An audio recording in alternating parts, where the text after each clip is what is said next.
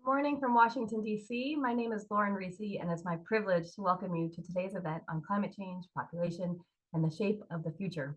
For those of you joining the Wilson Center event for the first time, a special welcome and a quick word about where you're tuning into. The Wilson Center is the living memorial to President Wilson. We were mandated by Congress to bridge the worlds of policy, practice, and research through nonpartisan, independent analysis and open dialogue. Our programs focus span every region of the world and today's most pressing issues. The programs co-hosting today's event reflect this depth and breadth of analysis. The program I direct, the Environmental Change and Security Program, connects issues at the intersection of environment, health, and development to foreign policy and security.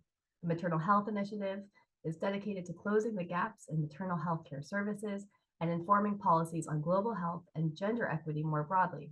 And the regional programs supporting this event, the Africa, Global Europe, Latin American, and Middle East programs, all bring deep expertise and networks on the political, economic, and social dimensions of their countries of focus. A quick note that MHI, the Maternal Health Initiative, is leading a second event on population and climate next week on November 1st, focused on the impacts of climate change on maternal and newborn health outcomes. Today's event is generously supported by our partners at the Population Institute. Kathleen Mogelgaard, POP Institute's president and a longtime thought leader on the topic of today's event, will provide some final reflections at the end of today's event. The title of today's event is an acknowledgement that climate change and population dynamics are interacting in complex ways that will shape the context of our collective future. Everything from the future of trade and economic prosperity, the future of peace and stability, where people live, the food they eat, the choices they make for their future. Neither climate change nor population dynamics are operating in a vacuum, and yet we continue to silo them in conversations. Next month, world leaders will convene in Sharm el-Sheikh, Egypt, for the 27th UN Climate Conference, commonly referred to as COP27. The goal of this year's summit is to rally countries to commit to stronger 2030 emissions reduction targets in order to keep global warming to 1.5 degrees Celsius. At the same time, the conversation is expanding to focus on implementation of those commitments, and it's broadening from one focused primarily on mitigating greenhouse gases to one that recognizes the importance of investing in adaptation.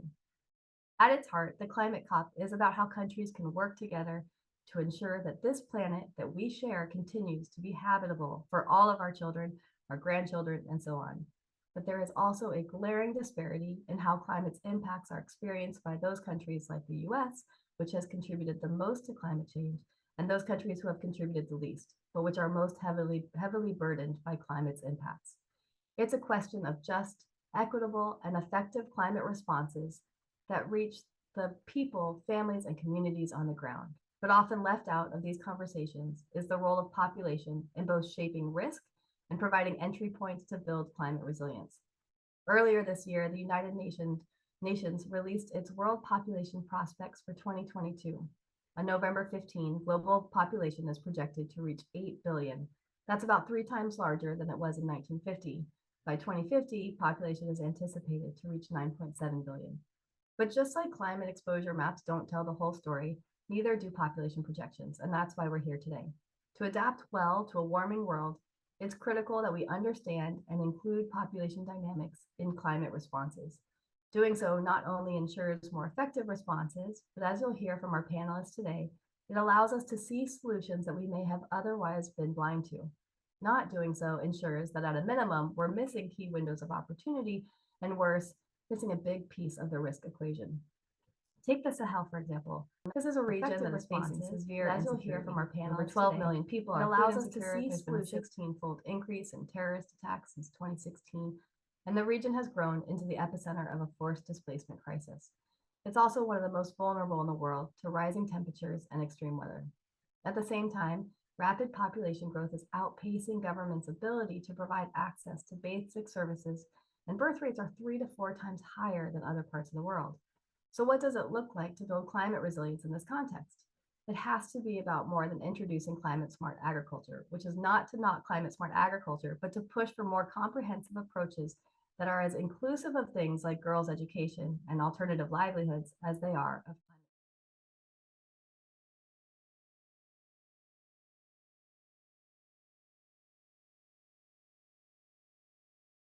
exposure to climate change, food insecurity, forced displacement, and violent extremism. They identified 10 key entry points for addressing risks in the region. 3 of the 10 mentioned climate explicitly. The other 7 were focused on actions like building social cohesion, addressing gender inequality, and broadening access to services. Most of what I've touched on here has been on the adaptation side of the equation, but our success in meeting the 1.5-degree target also demands that we pay attention to population dynamics. Wilson Center Global Fellow Jack Goldstone highlighted this in an article he wrote for the Wilson Center's 21st Century Diplomacy Project. Africa is both the world's sole remaining region with a rapidly growing population, he wrote, and the most rapidly urbanizing region. At the same time, it's the world's least energy-consuming region per capita. For Africa's economies to develop, that energy deficit needs to be addressed. As African countries grow their economies, ensuring that the commitments and decisions made at the global level are inclusive of the continent's needs and priorities is key to ensuring that future emissions from the region do not eclipse global climate goals. To get a full picture of the risks posed by climate change and a full picture of potential responses, we have to better understand the dynamic way that population and climate change intersect so that we can apply all of the tools in the toolbox. Today, we've brought together a brilliant panel of experts who bring diverse experiences and perspectives to the panel. Moderating the discussion is Dr. Jennifer Dobbs-Shuba, a fellow at the Wilson Center this year, researching the role of population policy in nation building, and someone with whom we've spent many years working with because of her expertise in the field of demographic security. Jen is the author of the new book, I have it here, 8 Billion and Counting, How Sex, Death, and Migration Shape Our World, and the Substack newsletter, Our World of 8 Billion. Over to you, Jen. Thank you so much, Lauren, and thank you to Sarah and Amanda and all of the ECSP and MHI teams at the Wilson Center. And of course, thanks to Kathleen and the Population Institute for supporting this really important conversation. And I think the enthusiasm about this from those watching and who will watch later is testament to how important it is for us to link these issues together. As Lauren mentioned, next month, world population will hit 8 billion. And these billion milestones have been coming every 12 or 13 years.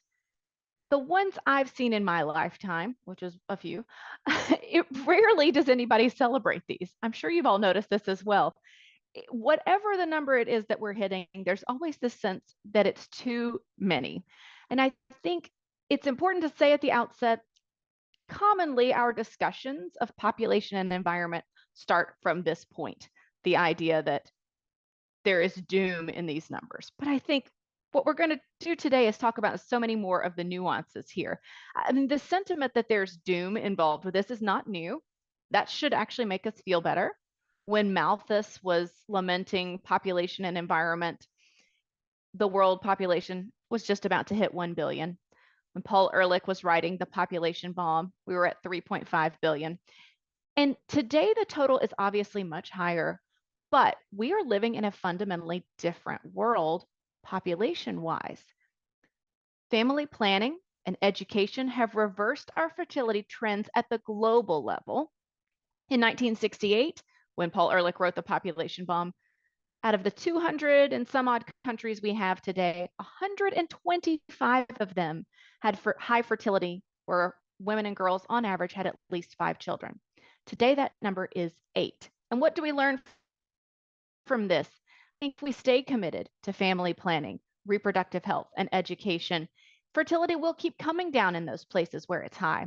And what's really great from a climate and governance standpoint is those efforts at family planning, reproductive health, and education yield tremendous social and economic dividends that can really help make communities more resilient in the face of environmental change. It's a win-win-win. But as we'll also hear today, climate change can really disrupt those essential services. So even if investing in family planning, reproductive health, and education is a priority in a non-crisis time, one of the challenges is to make sure that it stays a priority during crisis and to make sure we can deliver those services. But fertility is not the only population angle.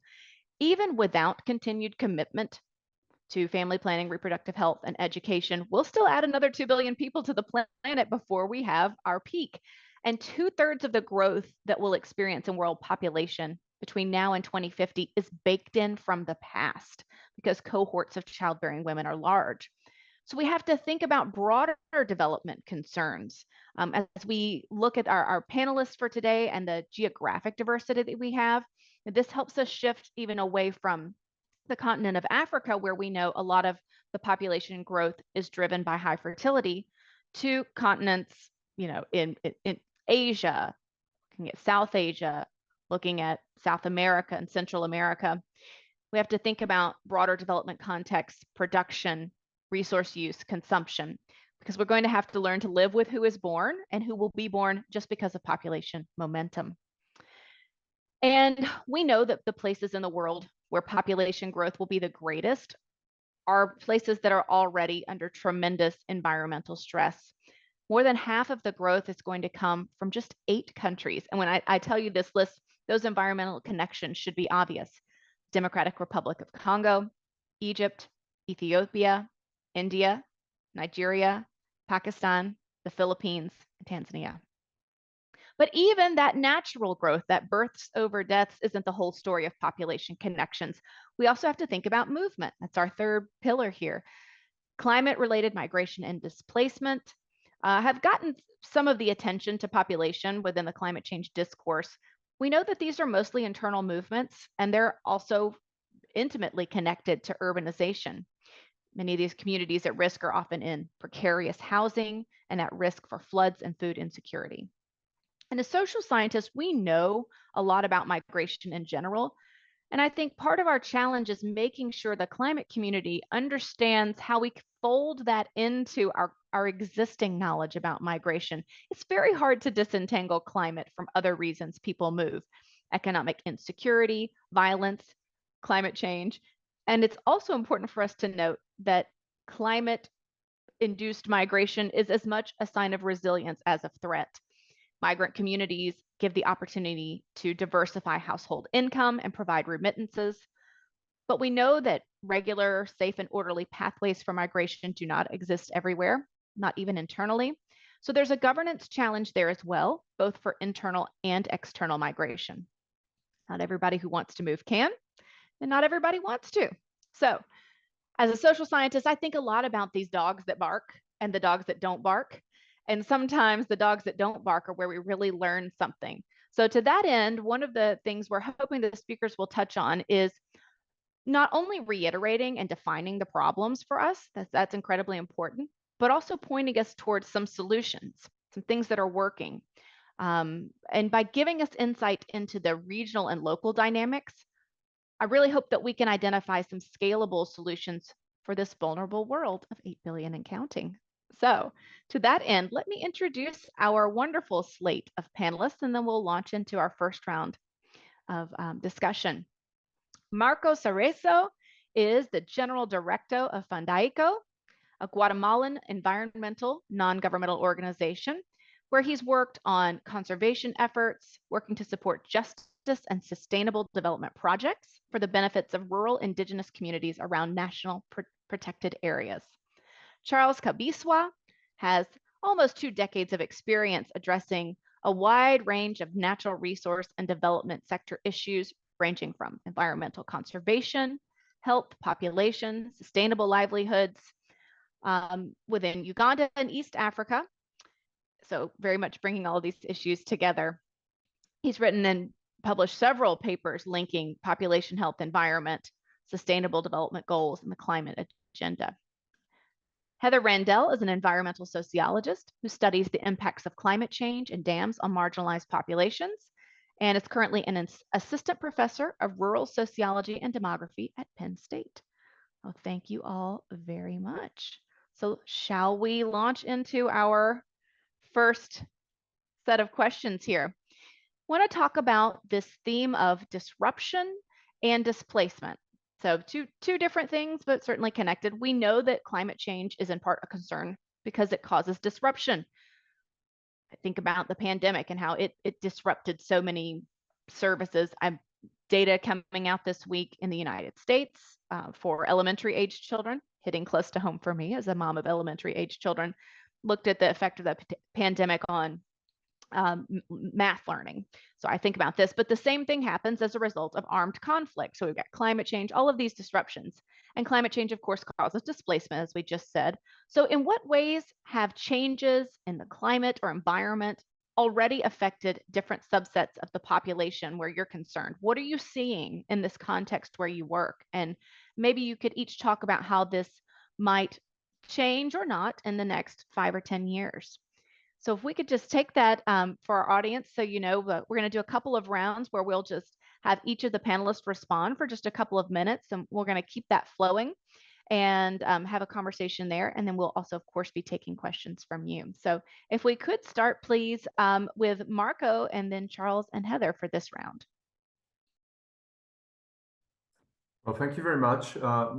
Thank you for the invitation. Maybe I should start by saying that Fundaeco was a traditional conservation organization. You know, we were trying to save birds and save beautiful frogs in the forest. But very quickly, we realized that in these forests, in these isolated villages where we're looking for this rare plant or this rare amphibian, there were some women that had the highest mortality rates of Latin America. So how could we mobilize the energy of local communities for conservation? How could we mobilize women in support of conservation and community development if they were having terrible indicators of health, terrible indicators of education? So very quickly, we started developing an integrated approach to conservation. So maybe my first message is that to tackle these very complex issues, we have to break silos and we have to have a more holistic, integrated approach in our rural interventions. So we started working towards helping rural women, because in the end, in the intersection of population, migration, climate change, environmental issues, biodiversity conservation, are the dreams of a young rural girl and the capacities she has to tackle her own future with responsibility. So basically, we developed a very simple set of interventions. We are not specialists, but we developed training on gender rights for rural women and for young girls, training so that they can become empowered, so that they can voice their demands for environmental protection and for their own health.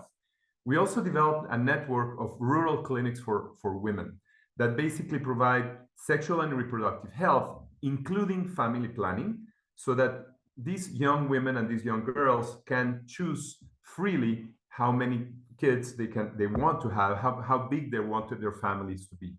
We also developed a scholarship program that gives a very small amount of money so that young girls are not given into forced marriages at very early ages, 12, 13, 14, so that they can finish their high school education, so that they can become nurses, that they can become teachers, and they can realize their dreams.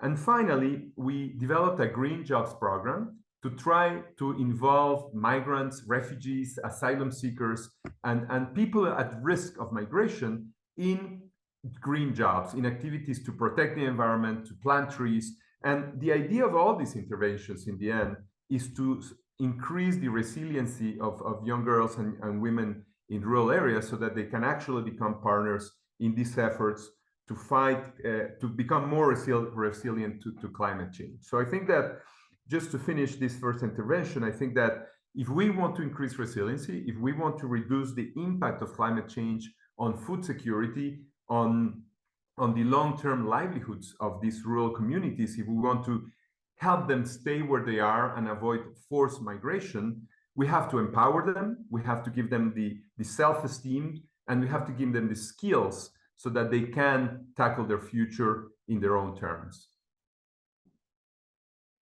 Thank you so much. I was reading some data before we sat down to talk, and thinking about how hard it is to disentangle the environment and crime and violence issues in that area. And so I wonder if I could just actually ask you a follow-up question with how do you see any connections with how are there spillover effects of the work that you've done in that area?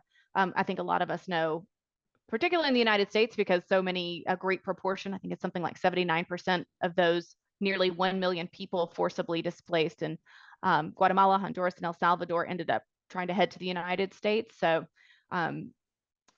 that certainly was something on my mind. Have you seen any spillover effects of the work that you did into those other sectors and governance in general or stability in general?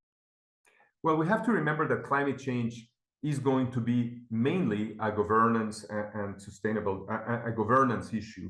After severe storms, in the region, we have seen food security plummet.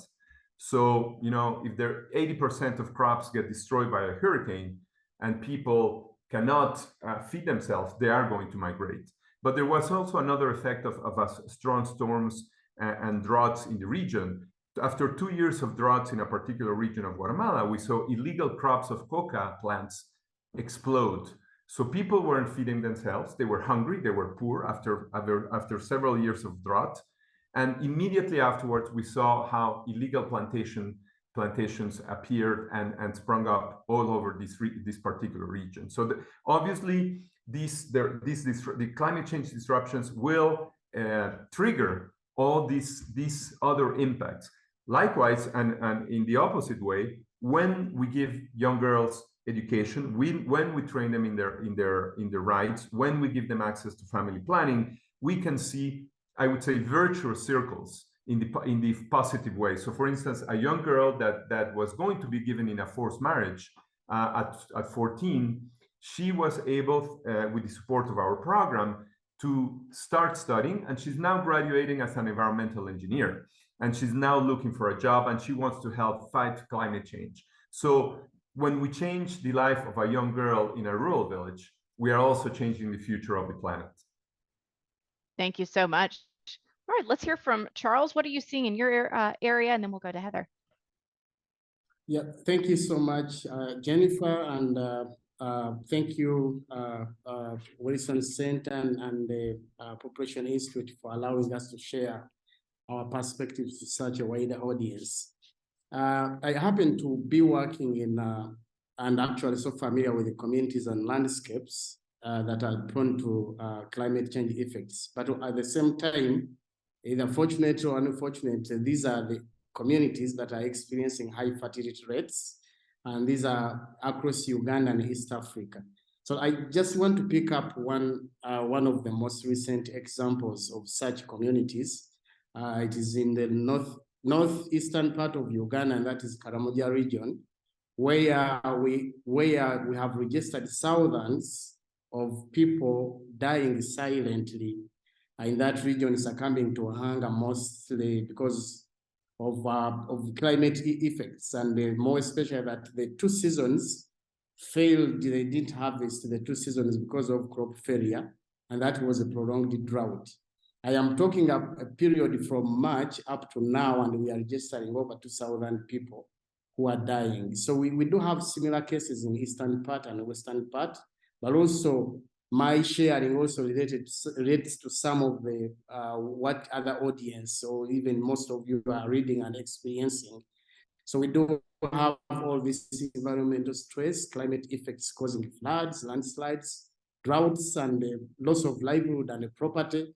But in our context, we're experiencing that women and girls and children are disproportionately most vulnerable, not disproportionately affected by this impact. So we are talking about communities that have got total fertility rates up to 7.9 or between 7 to 9%. I mean, to 9, that is the children per woman. I think that is something so high. But also we are talking about these hard-to-reach communities where there is high rates of unmet need for contraceptives, and these are hard-to-reach communities because they did not get health services. There's a lot of vulnerability on sexual gender-based violence across all these communities that are experienced day by day, which is actually worsening the already existing gender inequalities in some of these communities, because most of them are dominated by males, and also some of them are polygamous. So this is some of the challenges that we are interacting day by day, and as a result, worsened by the effects of climate change. So just getting back to how do we expect this to change, maybe in the next 5 years, I still see a global fertility rate decline below 2.5, I mean 2.1. But again, in our setting, we are not likely to experience a steady decline. I don't see the desired decline happening in some of the communities that I'm sharing right now because you know we still have challenges in these communities. We still don't come out clearly to integrate family planning, sexual reproductive rights, and even the small efforts that are happening. The effects of climate change and environmental stress outweigh the efforts that stakeholders and governments bring together. So we are still in that dilemma, and I hope maybe in the next conversation we'll be sharing more about how possible we can respond to that. Thank you so much. I think it's incredibly important that you pointed out this difference between global trends and the local trends, because while we do have this fertility decline globally, that can those numbers, if that's where we stop the sentence when we inform people about population trends, it absolutely disguises the regional and then all the way down to the local trends, as you mentioned. So I'm really glad that you pointed that out. And I'm already seeing a theme with both Charles and Marco talking about child marriage, which of course makes me think about policy interventions that have to go hand in hand with other access to family planning, sexual reproductive health services. So thanks for that. And then we're going to go to Heather now, and then we will still have a few more minutes on this topic. We don't have to jump off of it after Heather. So if we have questions for each other, we've told the panelists ahead of time that we can open up our conversation. So Heather, thank you. Great. Thanks so much, Jen, and thanks, Lauren, for inviting me to speak on this important topic. So a lot of my work focuses on the effects of climate change on health and well-being, mostly in East Africa, primarily focused on Ethiopia. And I wanted to talk about kids. Kids are literally our future demographically. And so, if we want to be forward thinking about building resilience to climate change, we really have to center kids and children, not as the problem, like, oh, we're having too many kids, but as a solution. And so I'm going to talk about two ways that climate change is undermining the well-being of kids. And so the first issue is child stunting. And so I've done some work focused on that in East Africa and looking at links between temperature and rainfall and child stunting. And so what is stunting? It's essentially when kids are too short for their age. Stunting is an indicator of kind of long-term sustained undernutrition. And it's extremely common. Over 20% of kids under 5 worldwide are stunted. It's important, not just a kid is short, but stunting is associated with poor cognitive development and kind of negative long-term impacts into adulthood, lower educational attainment, lower wages and lifetime earnings, things like that. So it's really important issue to address. And so there's a few ways that climatic conditions are, potentially linked to kids stunting. One is, fairly obvious through agriculture. In many parts of the world, people are very reliant on agriculture and particularly on rain-fed agriculture. So if climatic conditions are bad, that threatens household income and food security and the nutrition of kids. There's some kind of less obvious or less direct pathways. One thing that's important to consider is conditions during pregnancy. So, even before a kid is born.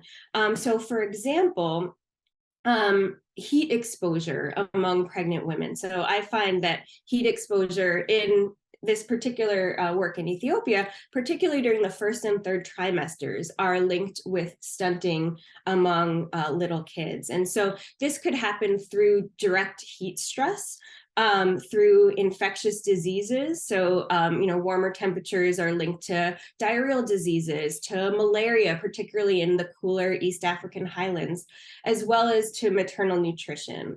So, for example, we know that heat stress is linked to preterm labor. It's not 100% known how, but one one potential mechanism is that heat stress could lead to dehydration, which actually releases labor-inducing hormones. Heat can impact agriculture, affecting maternal nutrition. So while the baby is in utero, which can lead to low birth weight. And we actually know that both preterm birth and low birth weight are main risk factors for child stunting. So again, it's conditions before a kid is even born. And so these are just a few things to think about in terms of threats to child health, child nutrition, and with potential implications for children's future.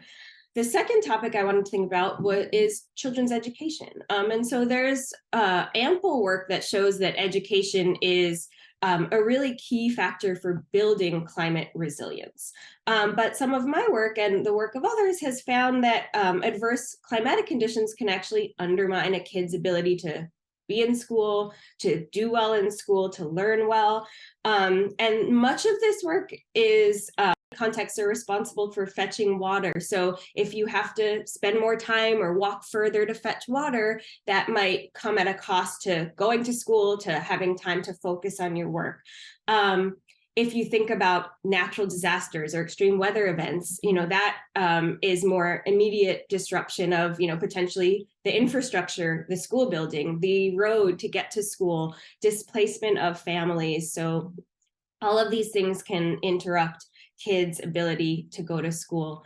Even in a US context, there's some work on heat and learning. So there's a lot of schools in the US that don't have air conditioning. And so there's been work that finds that, if kids take exams on really hot days, they actually perform worse. So this is not, just a lower income context. This is happening everywhere. And, as we know, of course, keeping kids in school, improving learning outcomes is really, really critical for the future of the world, and especially, preparing kids to have more options and to be more resilient. That's really interesting. I'm wondering if in the communities where you all work, it is generally accepted that these issues are interwoven. Do you have to really work hard to make the case that climate change is also an issue of education and health, or is that a starting point in Guatemala and Uganda and Ethiopia? Well, actually, I think that with these complex problems will not be solved with a single-pronged approach. And I think that the key lesson here is that we need systemic and dynamic strategies that in a single village will bring together all these solutions. And maybe the main problem is that project proposals are divided in silos. And if there's a project proposal for biodiversity and you say, I'm going to do women's empowerment and I'm going to give them access to sexual and reproductive health, they might say that activity is ineligible. And likewise, if you say, I want to bring water to a community in a protected area, a health call for proposals will say, no, we're not working biodiversity in this call for proposals. And I think that the main resistances that we have found over the last 20 years are among our own peers, that because we are so embedded in our own academic focuses that we don't realize these important interactions, and the need for complex strategies, integrated approaches to tackle these problems. And I think that one of the key messages I want to leave is that many times we are worried about population, but I will paraphrase here Robert Engelman's book More when he says, we should not worry about population. We should worry about women's health, sexual and reproductive health, and their access to family planning, because if they have the choice, they will make the best decision for their families, for themselves, and for the planet. And I think that we should not make these discussions abstract. Talking about population and climate change might make those forget that in the end, it's a young girl that's tackling her future, and that's where we have to focus our efforts. That is such an important point, yes.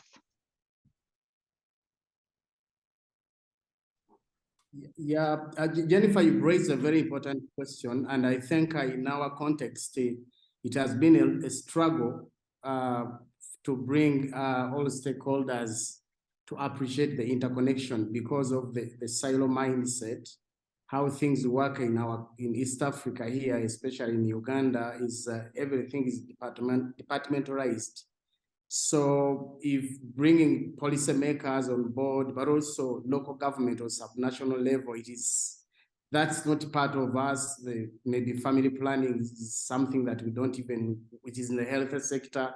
So that mentality has been a very, very big challenge, and it has taken us time in the local context or Ugandan context to bring strategic stakeholders on board to appreciate the interconnectedness, because we did not have locally generated enough evidence base to showcase. And I think over the years we have done that by engaging in some of the innovations like projects that are integrating population health and environment. One of the popular one was the health of the people and the environment in the Lake Victoria Basin. That was a regional program cutting across Uganda.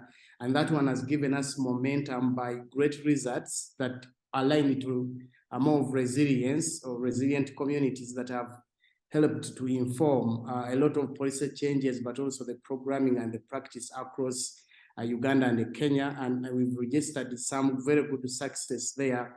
And I think it is because of that systematic kind of a process and a close follow-up that Uganda has been able, for instance, to integrate population dynamics in the national determined contributions, and also developed the national population policy that integrates population health and environment.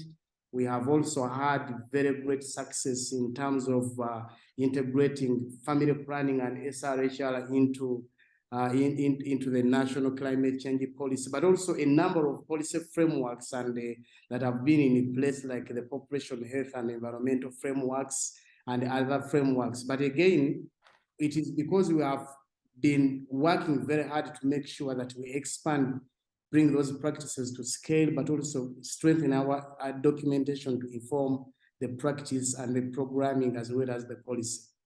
But it's not an easy task. Thank you. Thank you so much. Yeah. Yeah. Quickly, And then we'll do round two after we hear from you. Thank you. Yeah, I'll just say from a researcher perspective, I think things get siloed as well, studying the relationship between climate change and X outcome. And, the more you think about it, the more you talk about it, the more you think about, the pathways, every outcome is linked. Child stunting is linked to educational outcomes. Migration is linked to everything. It's a response. It's a thing that people do to adapt. It's a thing that people may not be able to do. And where people live determine their exposure to climatic conditions. And so, I think it's a step forward we need to take in the research community as well. Absolutely agree. And then, thanks to Wilson Center for providing that space. I think that's something I've always appreciated about that. Okay, well, let's switch gears a little bit here. Thinking about population as a resilience strategy. So I, as a social scientist who tries not to silo, but to varying degrees, I know there's places where we have famine and conflict. There are places that are ripe for that, but then somehow manage to avoid it. So we know that climate resilience, as we've already started to discuss, is about more than just environmental solutions. So I'm wondering if each of the panelists could speak to the role that population factors, including health, might play in resilience. If we invest in family planning and reproductive health, education and healthcare, how exactly does that help build resilience to climate change and environmental impacts? Marco, I know you spoke a little bit about this, and I'm thinking, how do you see this actually translate up from maybe a young girl sitting in a school desk in the other regions as well? And then the reverse. So if you've already talked about part of this, I would really like to know how climate responses can help build more prosperous and healthy populations as well. And so let's take it in the reverse order this time. And Charles, I promise I'll give you a chance to be first. You won't be stuck in the middle the whole time, but let's go with Heather and Charles and Marco in that order, please. And let me give a quick reminder, if anybody has questions for who's listening in the audience, you can submit those at any time, and that's something we'll get to. Thanks, Heather. Yeah, so I mean, I'll stick on the education theme. So thinking about, how do we keep kids in school, keep them learning amidst climate change? And so, an obvious one response is, more general protecting households from income and food security losses associated with adverse climatic conditions. So, if we take, completely uneducation related policy responses, drought resilient crops and agricultural extension services and index insurance and things like that, that helps buffer households from the negative effects of climate change, which can then translate to being able to keep kids in school. And then thinking about infrastructure. So, if we're thinking about extreme events, making infrastructure more resilient, school buildings, roads, homes, things like that. So people, are still able to make it to school, kids. And then thinking about, even more general development policies. So if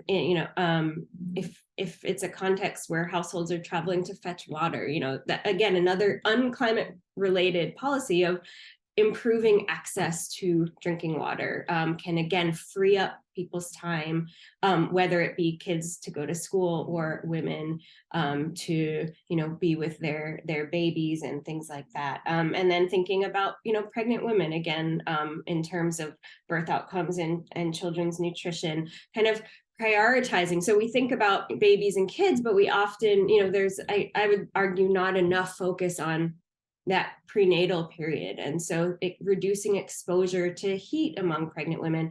In many contexts, women are out engaging in fairly strenuous physical labor in agriculture, in factories, in hot conditions. So how do we kind of make sure that pregnant women are kind of protected from the effects of extreme weather, and both for their health and for the health of babies. And so thinking again, just to step back and think about how can not obvious climate policies have effects that bolster resilience to climate change. Thank you, Charles.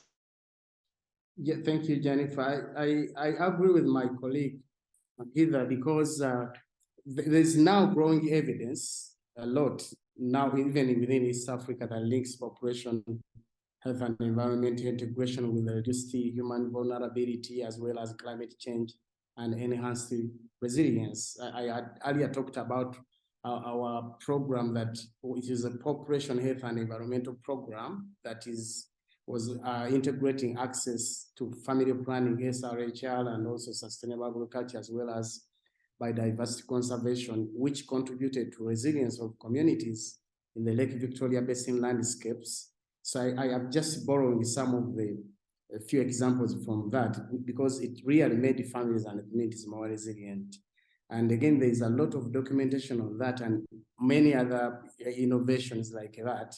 But just to pick out a few highlights of what came out of that population health and environment integration and others that have followed within the region is we experience improved health and access to family planning, including reproductive health services. Such innovations lead to diversified and environmental friendly livelihood opportunities, and Heather's alluded to this. Improved sanitation and hygiene in households, in schools, and as well as communities. We have registered improved food security, nutrition, income generation, has increased, but also strengthened the capacity of communities to manage natural resources in a sustainable way. So, like one of you already hinted that we don't need to reinvent the wheel. There are some of those tested innovations which have been running for quite some time that we just need to think well to bring them to scale. And such types of multi-sectoral support addresses the holistic needs of families and communities, and they are central in building resilience. And I just want to also conclude by saying that with population and climate change reaching this critical levels. There has never been good time than now to kind of heavily invest in access to health care, rights-based voluntary family planning, and girl education, and promoting equality. All of these have to be integrated into climate interventions. They are very, very important. Thank you for underscoring that. That's very true. Marco.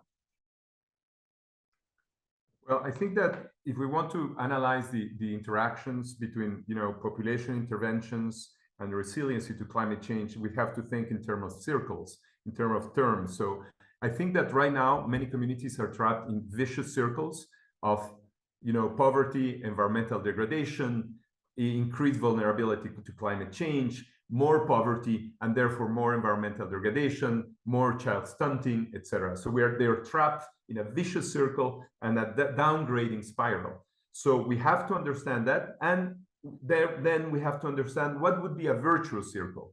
What would be the way to break that downward spiral and build an upward spiral? And therefore, we have to think in terms of scenarios. We have to think in terms of drivers of those virtuous circles. We have to think of buffering of the worst case scenarios.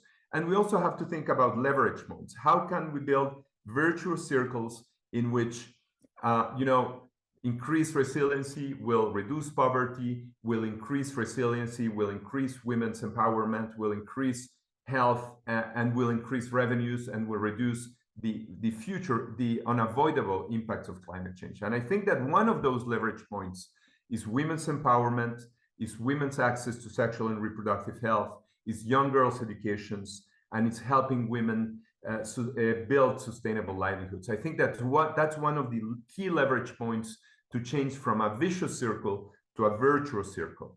And if I can give an example of this virtuous circle, I would mention that Fundaeco has a RED Plus project. So like many other environmental organizations, we are trying to generate carbon credits from avoided deforestation actions.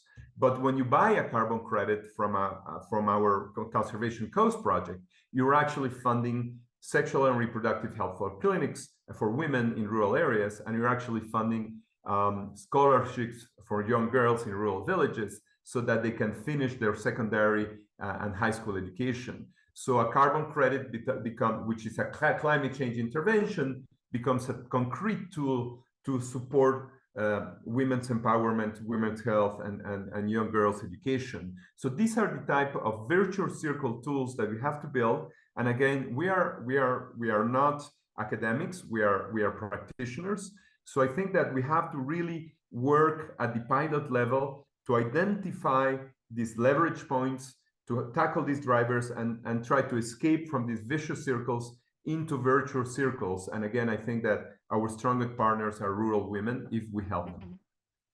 That's so interesting. I think with, Heather and I are both coming at this really from more of an academic standpoint. And it's really heartening to hear when, Charles, you talk about how you can work to tell this as an integrated story that it shows in national plans, to get to really work within policy and decision makers to put these things together. And, we could think about tangible outcomes of that. And then, Marco as well, that we could have programs like this carbon credit, those are replicable across societies and leave a lot of room for innovation, which I think is fantastic. And so as we think about policy, of course, that leads me to think about COP27, which Lauren mentioned at the top of our session. So how can we better integrate and advance conversations on population dynamics into the global agenda? So now we're going to scale up from this, like COP27. What do you want to see? What would be ideal to see happen at COP27? And I'm also wondering if there is something you would not want to see. Would there be a wrong way to integrate these issues into the global agenda? Charles, if you would go first, and then we'll go with Marco and Heather. Thank you, Jennifer. For me, I am so happy to see that the COP27 is taking place in Egypt. And I'm also happy that it is taking place a few weeks to hitting the 8 billion mark, but also it is also my hope that parties and CSOs and all stakeholders who will be gathered in there from maybe over 200 countries, we have to reflect another very important event which took place in the same country, which is in Cairo in 1994, the International Conference on Population and Development, which was also another historic event that was moving population policies and programs away from the focus on human numbers to focus on human rights and sustainable development. That is very important to mark. So we expect this gathering, but that's not the only thing, because earlier on, Jennifer, you mentioned that Egypt is one of the 8 countries that, of course, highlighted or projected to be having the highest population growth. So we have 5 countries out of 8 in Africa, and Egypt is one of them. So for me, all of these interconnection are just very important, again, to bring the population dynamics on the platform of the discussion. So my expectation is I expect now the globe to pay attention, very close attention and consideration and featuring population dynamics, gender, and climate change into the discussions.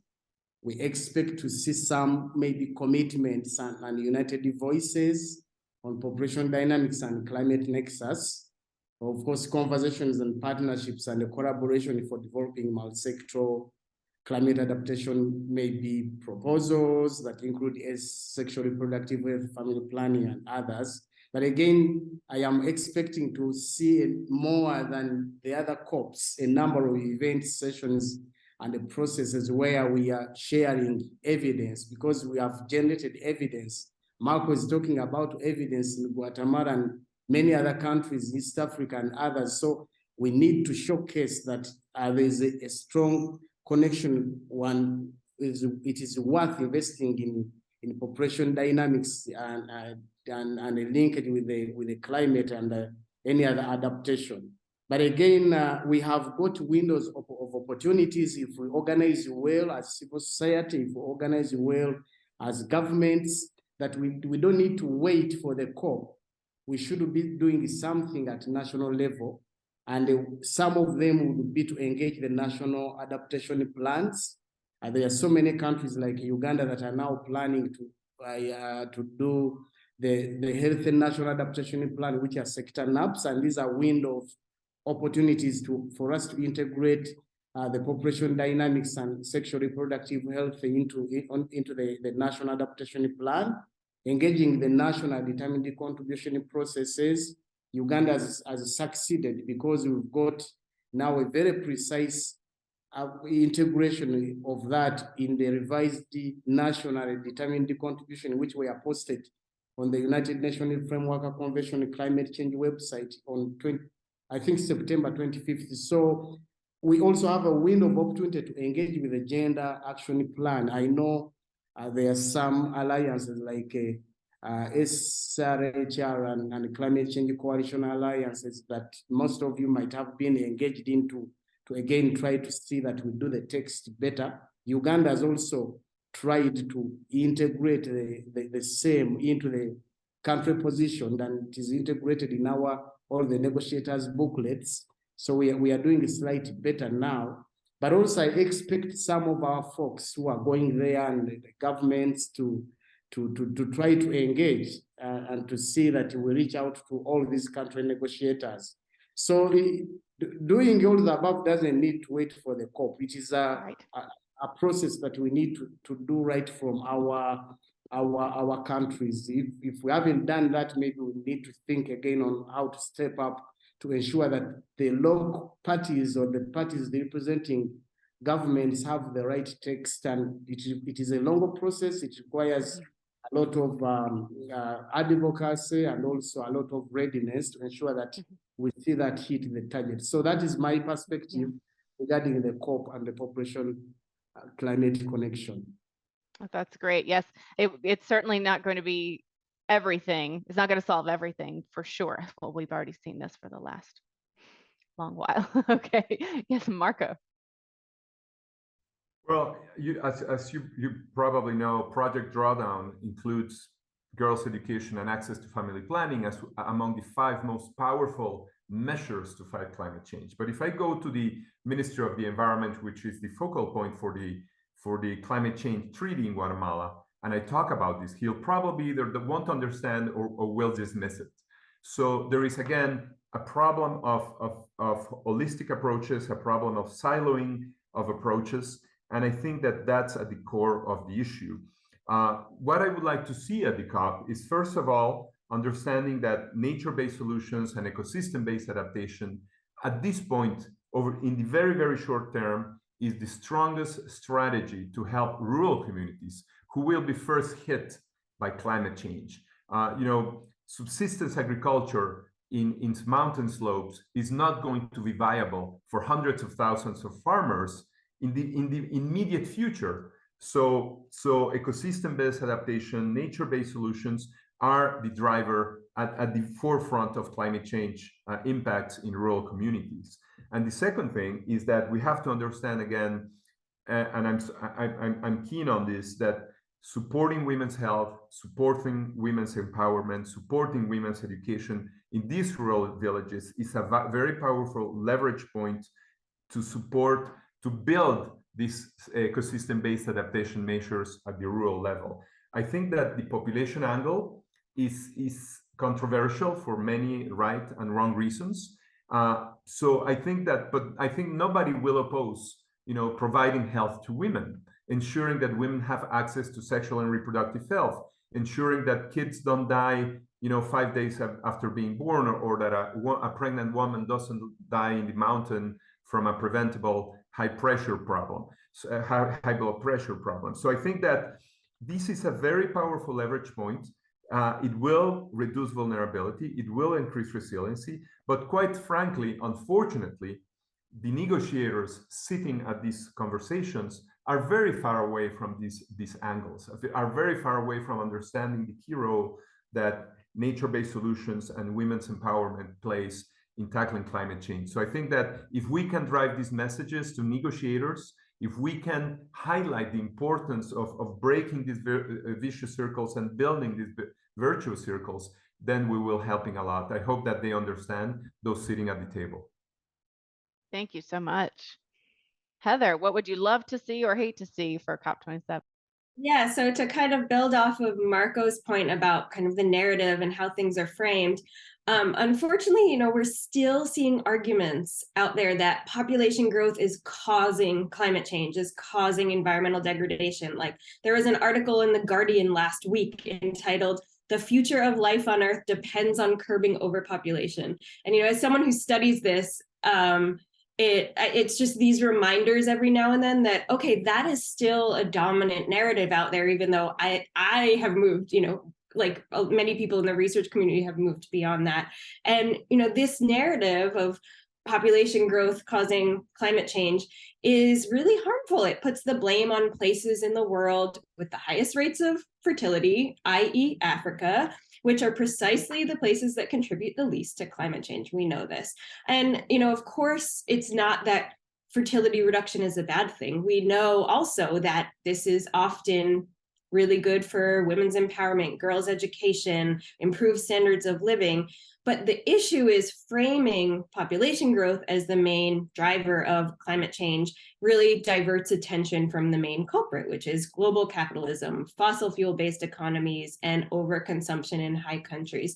So I think it was just a reminder to me, seeing this link to the Guardian article, that we still have a lot of work to do to make sure that narrative is carefully framed, to shift the focus away from, certain places in the world are having lots of kids and that's bad for the climate, to thinking about, again, to echo Marco, how do we empower women? And also thinking about kids, again, as a resource and not as a burden. So, kids are the future of the economy, especially in places with young population pyramids like Nigeria, for example, we call it the demographic dividend. There's a point in history where there's lots of people of working age that are really driving economic growth. They're driving innovation. So let's think about kids as the future and as this opportunity for innovation rather than as a problem, and make sure that that's a narrative that is captured and that we can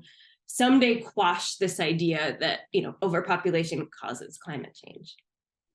That is such an important point. And I think it's, I know that there are journalists who and writers of all sorts who are in our audience. And I think that this is a spot for us to underscore that two things can be true at once, or more than two things can be true at once. It is incredibly important to think about family planning and education to empower women and girls to have the number of children they desire all over the world. But in places where fertility is high, that will, if done the right way, it will lower fertility. And that makes a difference for long-term sustainability in those communities. But 2 out of every 3 humans on this planet live somewhere with below replacement fertility. So to stop the conversation there, or as you say, to just frame it as an issue of overpopulation, that actually doesn't get us all the way to our climate or environmental goals. So but both of those things can be true at the same time. It is not just an issue of population, but we also can't forget this issue of population. And I think anytime we have complexity like this, we've talked about a lot of complexity today, it gets harder to make sound bites that policymakers with limited time can understand. But hopefully that's over time is becoming more internalized. Charles, you mentioned 1994.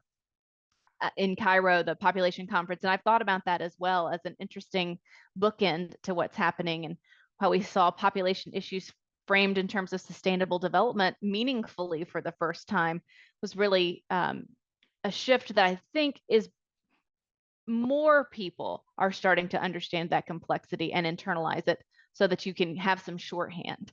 But we've got some great questions from our listeners. So let's go to those. And I have a burning question that I want to ask you as well. So first, let's start with a question from Susan Nakanwagi.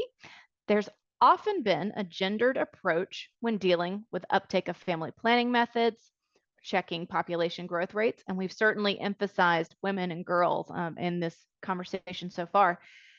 It also, Susan says, places a greater burden on women. It ends up framing it as a women's issue or women's responsibility. So what avenues are on the global scene to increase male involvement or to bring that perspective in? And whoever would like to speak first, please feel free. And we have lots more questions too, so we'll just kind of keep them brief.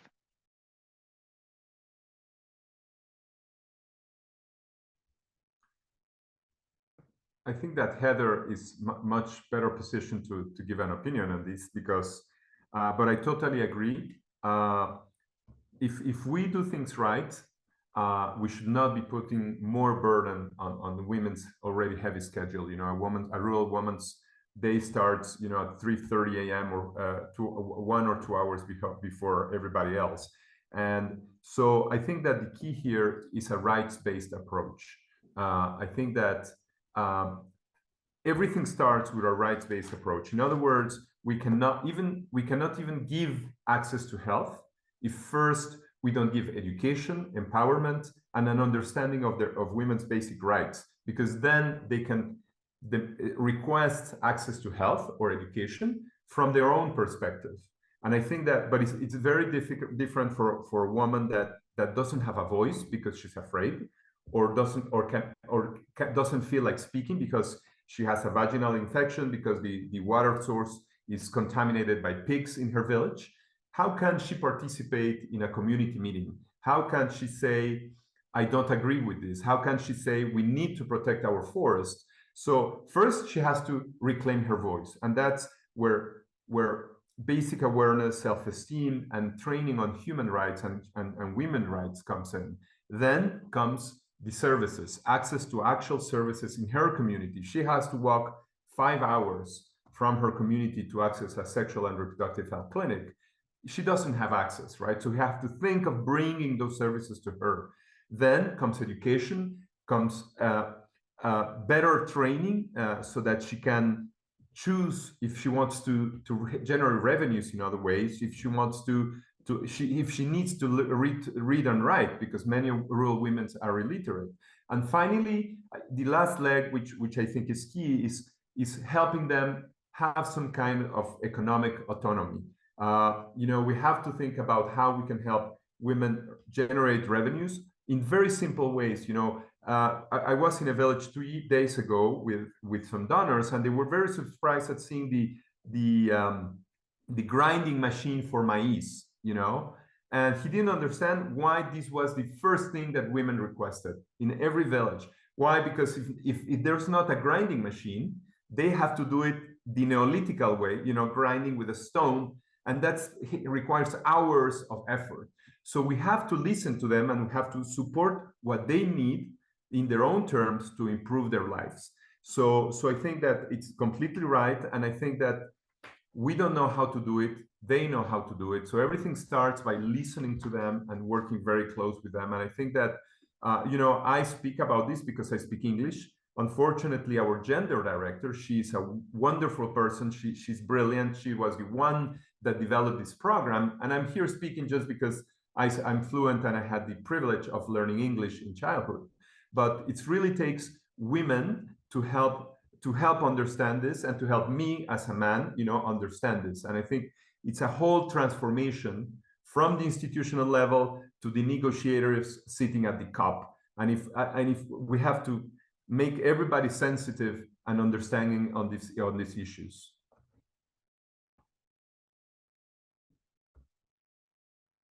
Yes, I think that is a very important question. And I think just to build on Marco's submission, our approach has been more of simplifying the message and making it as simple as possible for a rural household to understand the interconnection.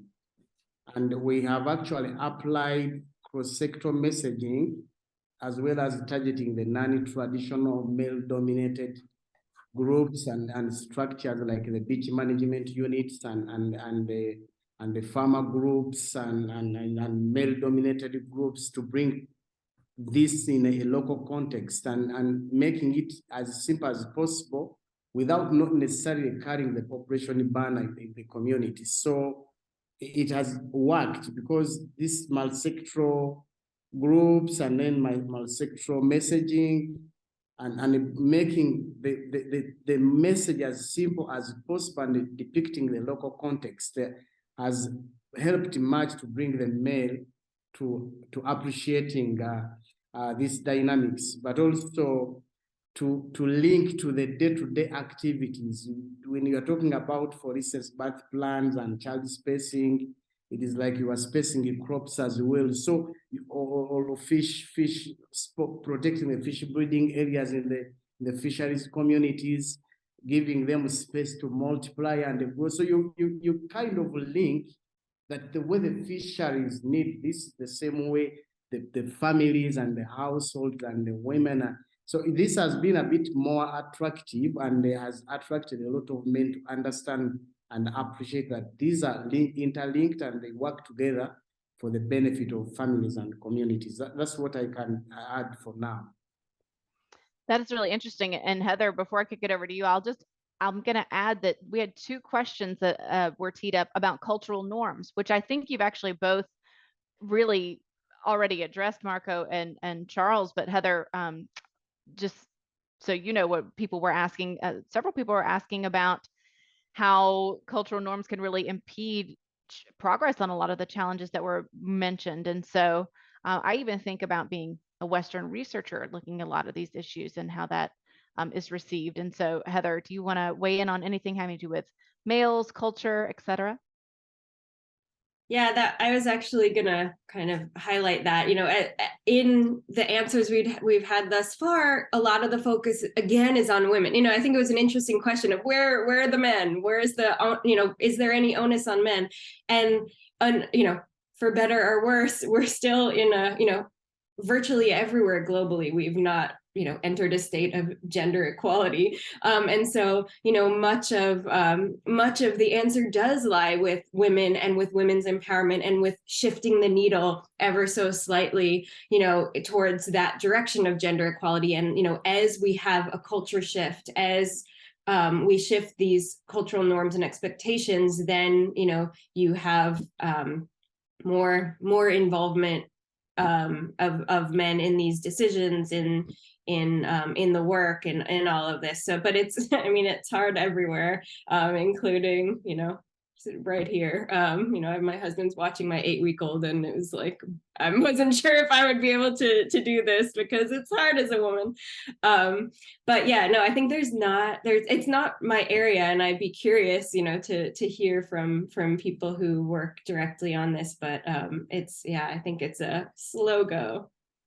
If I may add very quickly, I think that we should not misunderstand. The interventions are focused on women, but for instance, in order to set up a women's clinic in a village, we have to start by involving men. We have to start by involving the authorities, which are usually men, so that they understand the importance of this happening. So I think that the prior question was referring to this.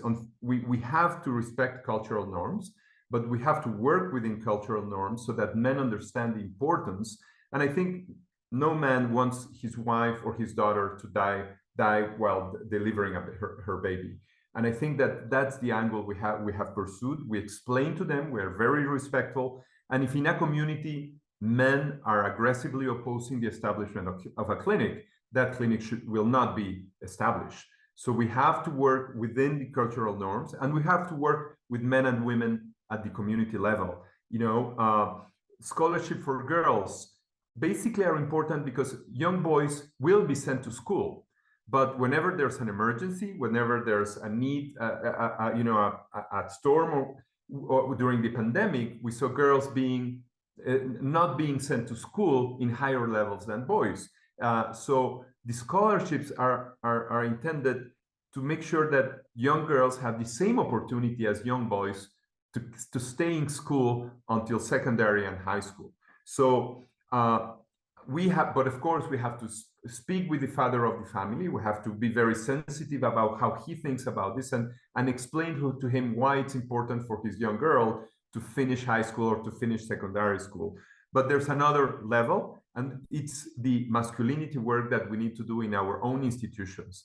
If I had to say the biggest opposition to what Fundaeco has done over the last 2 decades has come mostly from our own agronomists, mostly from our own foresters, who didn't understand why we were doing this. Myself, it took me years to become to understand how this gender perspective works, and then we had to do some masculinity workshops within the team, and it never ends. I mean, I think there's a lot of machismo, as in any country of Latin America, and I think that our gender director is mostly frustrated by the opposition or the friction or the resistance she receives from her own peers within Fundaeco. So masculinity work is another perspective, but again, let's think about virtuous circles and all the pieces that have to go into breaking these vicious circles, and definitely one of them is working on masculinity in countries like Guatemala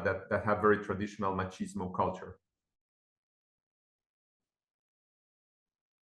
Just to come in briefly, I think the cultural norms are a big issue here in Africa, in East Africa, Uganda, where I'm based. So again, this is where we need to think of a strategy on how to focus more on the multi-sectoral integration of this as opposed to going sectoral, the silo mindset, because communities accept things that associate directly to their needs. And by bringing different sectors together, then from our experience, we see a high chance of accelerating the attainment of a sectoral outcome. And this has happened more when we integrate family planning, for instance, into our livelihood and conservation work that are male-dominated or economic livelihoods. I think this has led to kind of acceptance and also appreciating the interlinkages I had already mentioned, but also targeting some of these cultural leaders and institutions as champions. So I think the silo approaches or sectoral approaches, we have had communities that misinterpret family planning and sexual reproductive health as a population control. Of course, all these are misconceptions. But again, when it is well tailored to also touch on the multiple needs that are affecting a household, you see it being appreciated. So I think that is one of the approaches that I've seen working more than going in a sector or kind of a direction. And I think that is something that we've heavily documented in the local context. Thank you. That is so interesting and very important part of this discussion for sure. I want to talk about technology. So I know that part of what has the conversations, the way they've been shaped at the previous COPs has been starting to look at the role of private sector or even government investment in technology and innovation. And so I'm wondering, in each of your areas, where do you see opportunity for technology and innovation to accelerate your work? And the flip side of that, where might you issue some caution in adapting technology and innovation? I do often notice that because of the silos exist beyond even what we've talked about here, many in the tech innovation space don't think about the knock-on effects of their work. You know, if we're going to all of a sudden solve food insecurity by automating so much of agriculture, what does that do to 70% of a population that perhaps had been employed in agriculture for their lives? So if you wouldn't mind speaking to where technology innovation might accelerate and where, if anywhere, you might issue caution. Whoever you would like to go first, please feel free.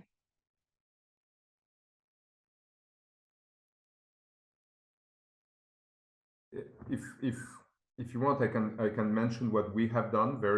And again, I'm just a speaker for our gender program director. But when the pandemic hit, for instance, she immediately started thinking, how can we keep on ensuring education for these rural girls that are not going to school? So the phones that were being used in the office and that were being retired, she immediately started distributing intelligent phones to some of our scholarship beneficiaries so that these girls could keep on doing their homework and keep on participating in education during the pandemic. Of course, early warning systems, based in technology are very important to minimize or to reduce the impacts of extreme climate events. And again, communication technology, satellite imagery, it's very, very important for this. But I think that, as in everything, whenever we use a new technology, we have to think about the environmental and social impacts it will have. Because, for instance, to give the opposite example, we caught one of our park guards using his intelligent phone to share pornography with rural kids in a village. So again, once we use a technology, we have to start thinking of the environmental and social impacts it will have, and we have to start thinking of the safeguarding measures that will accompany the use of this technology. And I think that, but again, I think that technology definitely empowers us and makes us more efficient. Telesalud, access to health via virtual means, has tremendous opportunity, and we think that we should pursue virtual health, or I don't know how you say it, but telesalud, or long distance health services for isolated rural communities with technology.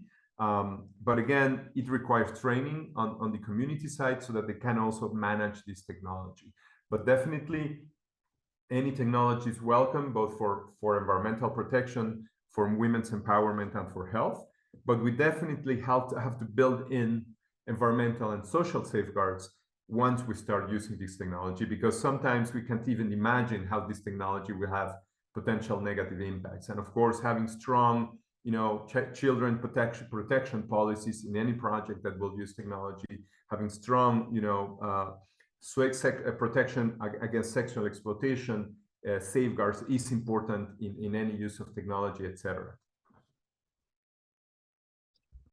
Yes, just to build on Marcos, there is a lot of need, but also there's a lot of innovation in technology, mainly in the climate conservation agriculture sector, where we do have the climate maybe forecast that he has mentioned about on weather forecast and then the scenario setting, and then the planning, the issues on soil sampling, the remote sensing, and the weather index. All of these actually have a lot to do with the technology, and it is developing. But in our context, we do have less of that in the health sector, especially when it comes to maybe mobile health, and again, family planning referrals and the follow-ups. And of course, have the community health workers who are basically in the villages. They are deep, but of course, this is still a big challenge, is to track and use technology to reach out to maybe pregnant mothers, or health messaging or referrals, explaining on questions and getting real-time responses on the effects of maybe family planning. I think this is something, including antenatals and postnatals. I think these are something that seem to be lacking in our communities. And just like Marco said, this is something that is highly welcome, of course, with some limitations on access and the user and the internet, because some of these technologies use offline, online, and all of these are factors that have to be incorporated into a technology innovation that is being developed for a rural setting like Uganda. Most of them should be maybe offline, and access to charging and recharging. I think these are all dynamics, but of course they can be put into consideration. But it's something that we highly appreciate here in the region.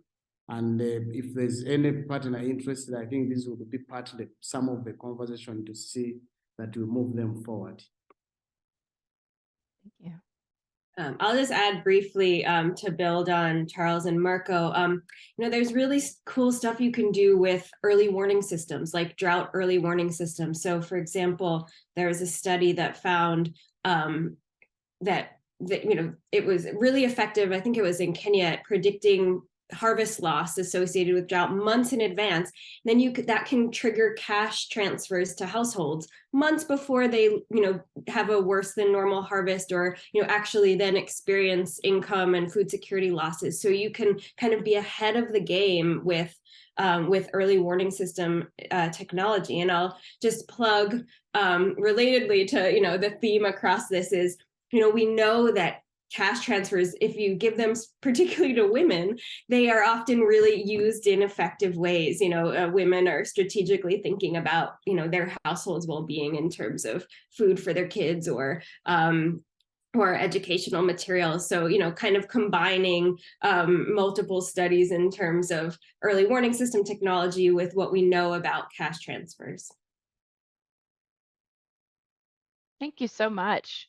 Well, I learned a lot, and I think it's so valuable for us to get the opportunity to really drill down into a local context, because that is where the good stuff is happening, and all the hard work that you all are doing is so interesting, and obviously has a really big impact. So thank you for that. I wanted to give the opportunity for the president of the Population Institute, Kathleen Mogulgard, to offer some comments.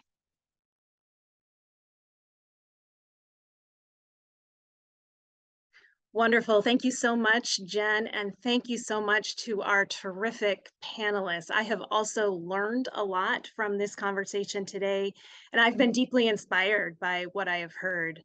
I think one of the big things that I am taking away from this conversation today is the idea of momentum.